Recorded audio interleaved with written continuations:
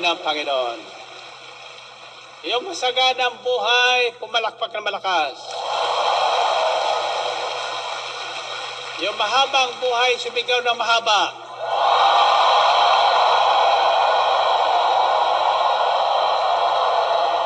Pagkita sa kamay. Sa kamay. Tatandaan nyo, buhay at kamatayan sa dila ng tao na kasalalay. Isang sekreto yan sa mahabang buhay.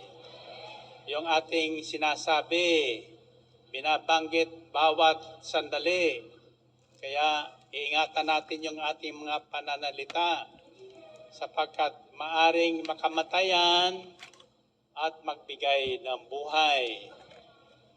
Maaring makapagpaiksi o makapagpahaba ng buhay.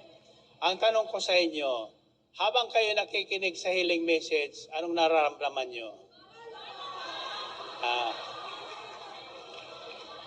Yung may sakit, gumagaling. Yung bingi, nakaririnig. Yung bulag, may nakikita. Ngayon, anong gusto nyo iuwi?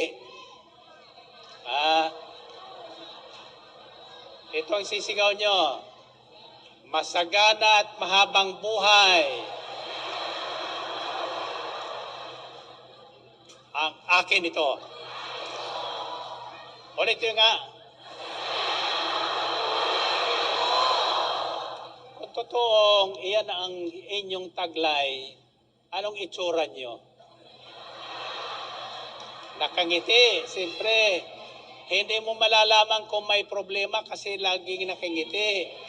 Hindi mo malalaman kung ilang linggo na hindi kumakain kasi lagi nakangiti. Amen ba? O, sa kamay. Anong sisigaw nyo?